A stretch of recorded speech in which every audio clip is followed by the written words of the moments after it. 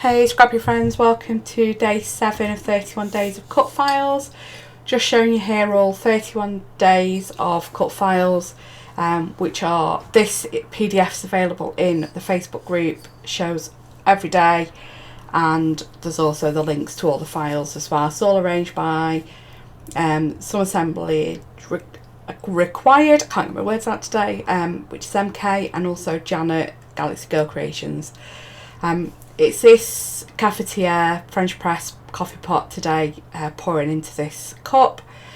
I, in scan and cut canvas, played about with it and cut the cups on their own, and also created an offset, sort of like went outward one with the offset and inward one to then bring it back down to the same size as the cup to give me a mat. I actually had tea, not coffee, so that's why I'm just doing the cups, and I'm sure I'll use a cafetiere at some point on a different layout. I'm using Lindy's Stamp Gang magical powders, and just choosing 3 colours that go with the Pink Fresh collections that I'm using. It's Keeping It Real, and I can't remember the name of the other one that I've used bits from. Just spraying water onto the mixed media card, the white card, and then dropping the powders on where they're not sort of spreading as much. I still expect them to behave like brushos, and they don't. So when they're not spreading as much, I am just spritzing a bit more water on, or using a bit of water on my paintbrush. I have turned one of the cups over so that my handle's on the opposite side, and I do go a bit mad with the blue on this one. Each one, when I've done one, I've gone on with the heat gun and dried them, and the blue one's got a really lovely shimmer, sort of two-tone. It's like a green shimmer behind the blue, which is lovely, and I'm using two-way glue, Zig two-way glue, still wet, to stick the black cut file onto the white base I've made. Using this backing piece one of some days, there we go, that's the other collection. Using this backing piece from one of the packs of stickers to map my photo. The photo is 2 3x3 squares. It's actually, I'd one day decided one side, started walking more and could walk further.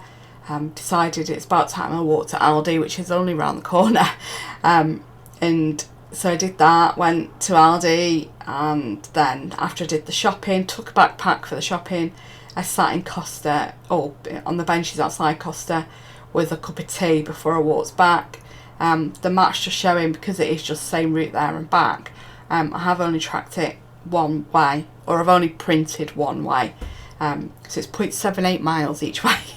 I was just showing you as well that I'm using a sketch from Page Maps, which has got this diagonal composition across the middle.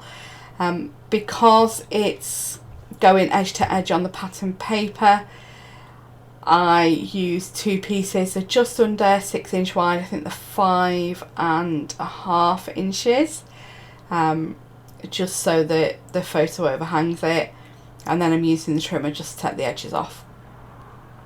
So this process took me over an hour and a half. It was, there's a few times where I've not realised the camera stopped recording, and at the very end the batteries died because it was going on for that long. Okay, so here is me taking the middle pieces back off again, because the reason I was putting white on top of white is because I was going to put mixed media on the background. So just taking those pieces off after tracing where they're going, to then put the mixed media. And the pencil lines don't matter, because there's going to be punch borders along that white strip going down the middle. So back in with the same Lindy's, I'm just sprinkling it on the background, and then spritzing it with some water, and then dry that layer off with the heat gun, and then go in with some green, sprinkle the green, and trying not to put as much as the blue on, and then, oh sorry, squeaky chair, and then spritz that with water. Now with spritzing it with water again, some of the blue that hadn't activated the first time or activates with the green, which isn't so bad, blue and green. It just makes the blue greenier and the green bluier, so that's not so bad. The one I've got to be careful with is this orange, so I am going to be putting it in a few places, and then when I spritz the water on, as I dry it with the heat gun, I am also mopping it up a little bit with some towel where it started to go muddy. So that's the background done. I'm just putting the strip down the middle back on again, and then I'm going to get a border punch, and it's an EK Success stackable one, and I'm just punching the border with this note paper border punch, spiral note bound. So I just do 2 strips of this, cut them at 1/2 inch. So this first one, I'll cut this, and then I cut it in half so that I can separate it in the middle behind where the photo is going to go. I also kind of messy it up a bit, you see there. I really fight with this because when I put the adhesive on, I get one end in and then the other end pops out, so I am just going to skip that and go on to sticking the top in where I have I've used wet glue along the top, so I get a little bit more time to move it about and it'll slide easier rather than placing down and sticking where it is. And then once that's down, I'm just adding some glue around the edge of that strip so it is actually fixing onto the on the backing piece. I had gutted the paper as well because there is a section from that back that I am wanting to use on the strips. So there's a bit where it's an arrow pointing up and down with small steps. So I'm cutting a 1-inch strip with that in the middle of that 1-inch strip, and I cut this at 6 inches to begin with, and then remember that my white piece is only 5.5 inches, so I need to take another bit off each end, and so it's 5.25 inches long to then fit onto the white piece. And then there's another piece with lots of words and icons on, and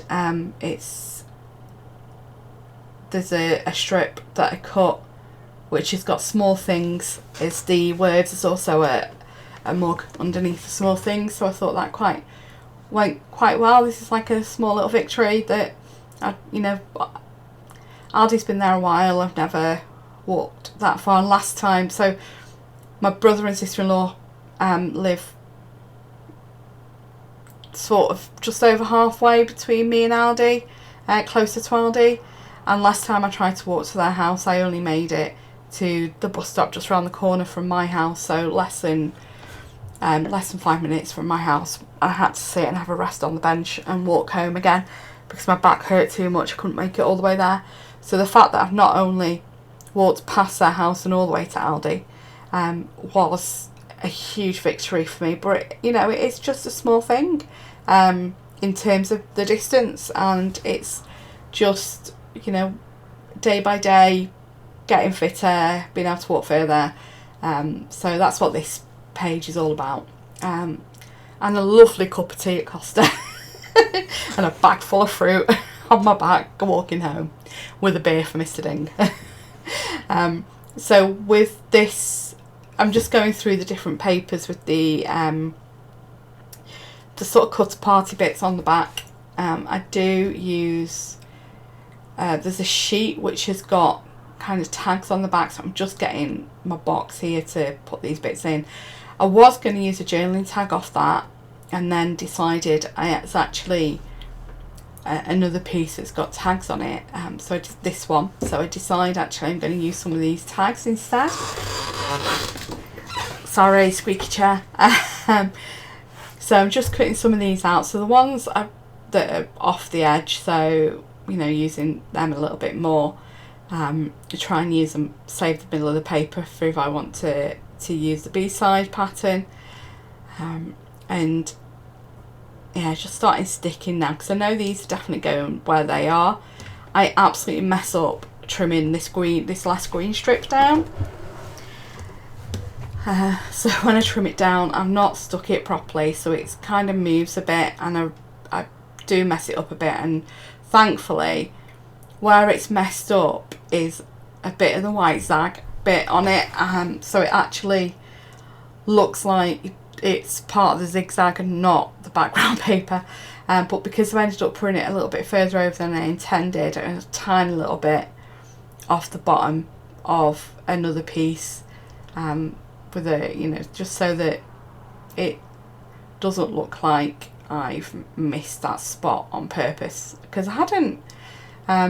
So just placing the cups in the 3 places for the embellishments on the sketch.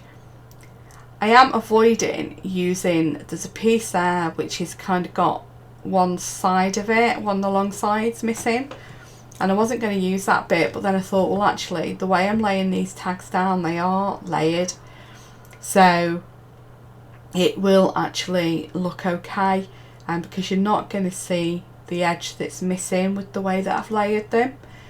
You'll see what I mean in a moment. It's this one here. So yeah, the way that they're layered, once I pull the green one a little bit further out, you can't tell that it's not a whole tag. You can't tell that any of them aren't whole tags. So I am now pulling stickers off the sticker sheet and the puffy sticker sheet in a minute, and I'm just using my ATG somewhere to hold them before I go back to the page.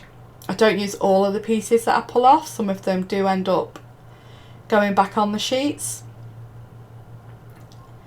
but I'm just getting, you know, the bits that I like the look of and I think will work quite well with this layout. Just getting those pieces out and with what I'm trying to say and the story I'm trying to tell with the layout. So yeah, just going through them. There's also as well title, so I didn't really know what title to use, and there are letter stickers. I've got 2 different letter stickers with this, and then I suddenly realised that I had puffy words. I'm just using the back of another piece there so you can see what I'm looking at, and this is where I find the title. So I'm just cutting that out so that I can move it about on the release paper, because I wasn't sure. So on the sketch the title goes just above the photo, but because of that mug being there, the cup being there now on the side, I wasn't sure if it was going to work around that, but I knew I definitely wanted that there. I also regret sticking that on so soon because it needs to get moved about in a minute, with how I end up putting the second word of the title. So because the T is hanging off the top of the cup, I wasn't too happy with that. So what I do is I go back to the sheet and I punch out some of the arrow icons. I also, so that I've got something for the T to sit onto, I get a bigger punch out and I punch out the pieces that look like road maps. Just gonna cut some more of these. I do actually go in and get a heart as well in a minute, so I'm just measuring the bigger circles there so I can get the right size punch. So I thought I'd cut out me wandering across the room to get my punch. So I cut this in half, and I really fight with this because I end up, oh sorry, let me just move. So I do put this up on foam so it's the same height as the cup for the tea to stick to, and I'm wondering why it's not sticking, and then I realise that I've actually slid it underneath the foam piece for the cup. So I do actually eventually messing about and moving that foam piece down as well. Now when I am sticking these arrows down, I do end up moving, changing one of the arrows out for a heart, because with that one there, because I've already got an arrow on the chipboard piece that I was going to look to change somewhere else, but because of the colours elsewhere I didn't think they went. I do end up changing one of the arrows. So the paper arrows that I punched, I changed one of them for a heart. It is going to end shortly because my battery runs out. So I've got stills at the end which show all the finished bits with all the other embellishments put on. Thanks so much for watching. Please like and subscribe. Yeah, that arrow up at the top, that's the one I changed for a heart, and then there's some other bits. Check the playlist out as well for MK. Thanks for watching, and Janet's and everybody else's layouts, and the Facebook group. Have a good day. Bye bye.